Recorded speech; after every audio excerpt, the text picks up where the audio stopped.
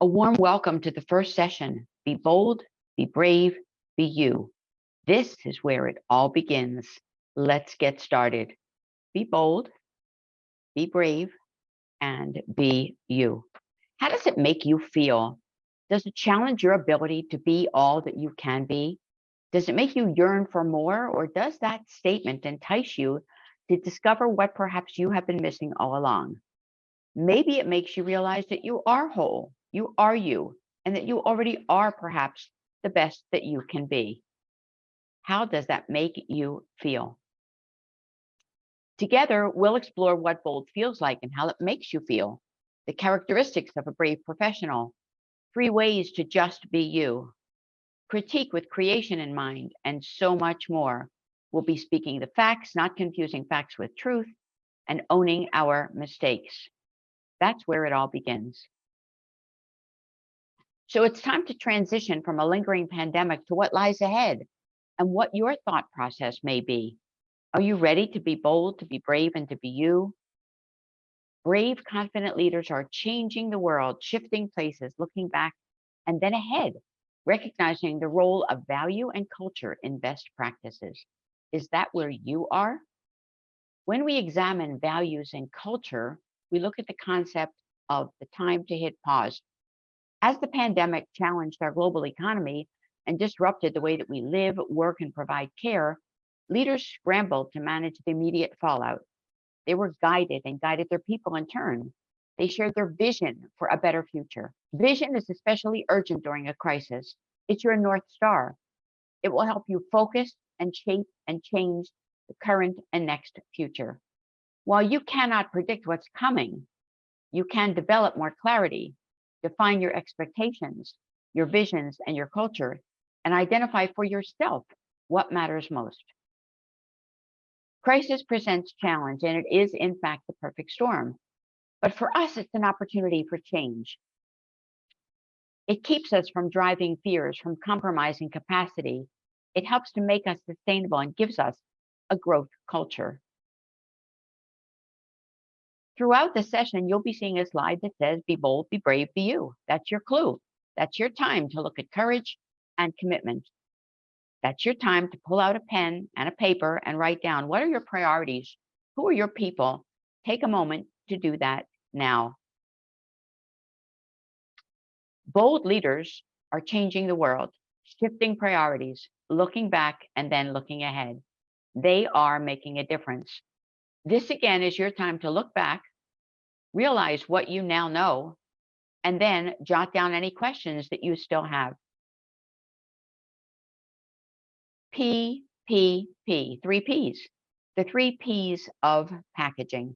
Think about the last time that you were wowed by someone in business. Was it the way that they navigated difficult questions? Did they command the room? Was it simply the way that they kept the conversation focused? This is your presence. This is your brand, your preparation, your packaging, and your presentation. What does yours look like? What does your presence say about you? Who has the strongest presence in your work group? What did they do that makes them show up and showcase themselves? Is it their character? Is it their substance? Is it their style? Gravitas is how one acts, how one speaks is your communication, and how one looks is your appearance. So what does your appearance say about you? What's the impact? The impact is, what could we learn from their behaviors? Are they purposeful? Do they differentiate themselves? Do they understand people and their behaviors? Are they seen and considered as a leader? Do they influence others and accomplish goals? What about you? Do you need to enlarge your circle of influence? We're back to that slide. Be bold, be brave, be you. What is it that you will follow? What process will you follow? Pull out that pen and paper and let's take some notes. You must love yourself and know that you're worthy before you can bring good things to your life. Because if you don't love yourself or your life, you'll be stuck at a negative baseline. Nothing good can come from an unloved life. So once you discover self-love, you'll be ready to harness the power to its fullest benefit. I always ask myself, who do I want to be And what do I want to stand for? You should be doing that right now. Brave, confident leaders. This is what they represent. Look at this list of attributes of brave, confident leaders and circle the 5 that describe you. What are those things? How would you describe you? And how would others describe you? Because we do have an opportunity for change. We all know the sentence about this is the way we do it around here. This is our culture. That's not necessarily true. Changes and problems are necessary and an unavoidable part of life. Shift your mindset to see change as a catalyst for new opportunities. You don't have to be alone in your head. Look for how other people and companies have adapted to change and how they think. Approach change as a process, not an immediate event, but a journey. And understand what is within your control and what, in fact, you cannot control. What have you done to craft culture? What worked well for you and what didn't work at all? To be bold, be brave, and be you, we must be authentic. And that means know thyself, speak the truth, and at all costs, avoid being judgmental. Because it's about our presence moving forward, moving toward your dreams, turning dreams into action, and creating tenacity. The ability to inspire and empower others, the ability to articulate a clear vision. Does that describe you? Presence is all of these things. It's about sharing and relationships and identity. It's about reputation and groups and conversation. This is presence. And it's time to be bold, be brave, and be you. It's time to examine your own why, your purpose. Your life purpose consists of the central motivating aims of your life, the reason that you get up in the morning.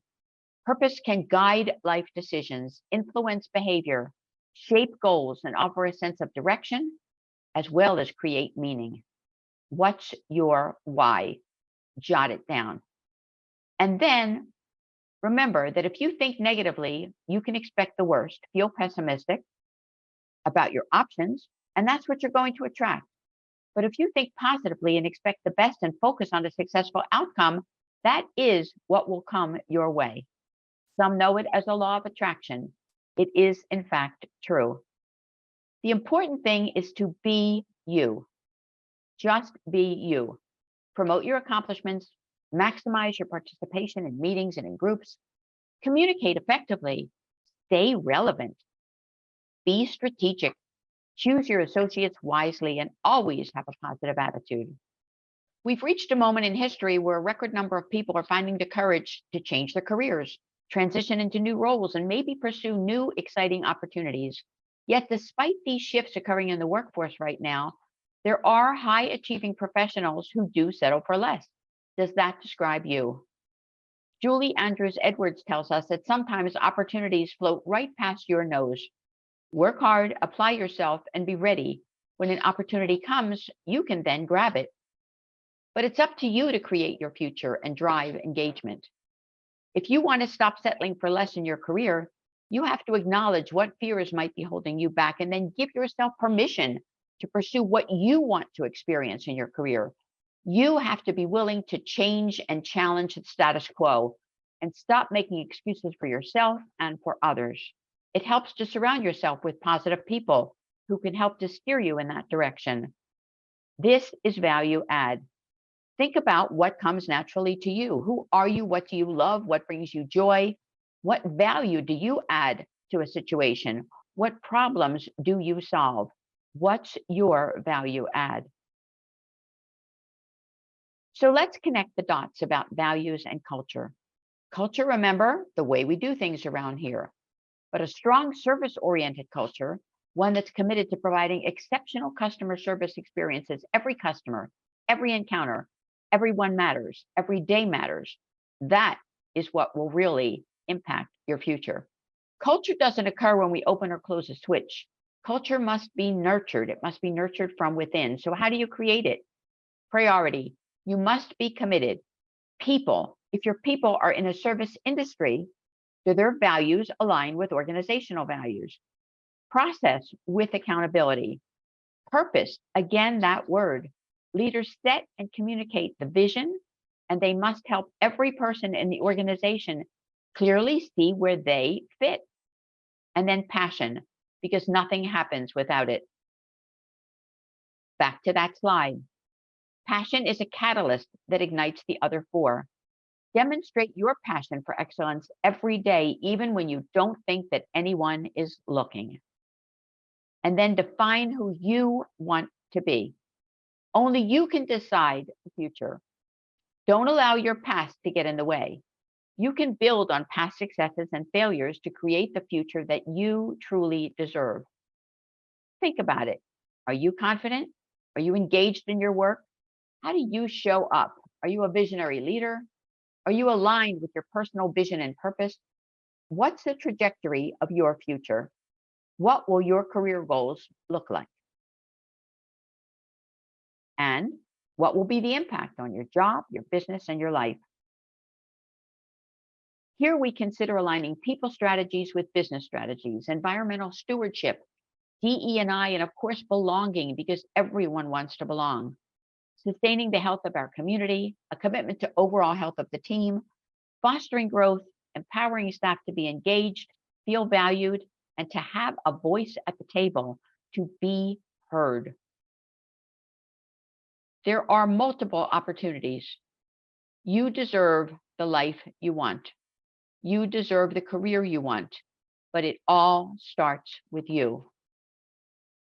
And with you and the workforce, imagine your ideal job. People chase after things that other people told them they should want, but it takes courage to turn away and define what matters to you. Be bold, be brave, be you. For the last time in this session, but hopefully the start of your life. Individually, describe current values and culture in your organization.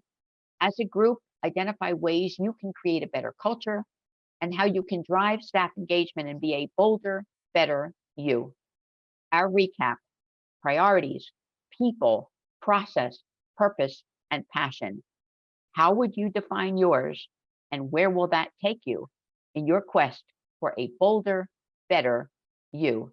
Thank you. Now that you've completed Be Bold, Be Brave, Be You, part 1 of series 1, it's time for you to go over to the assessment. Complete that process and capture what you've learned today. Then look forward to joining us for the next segment.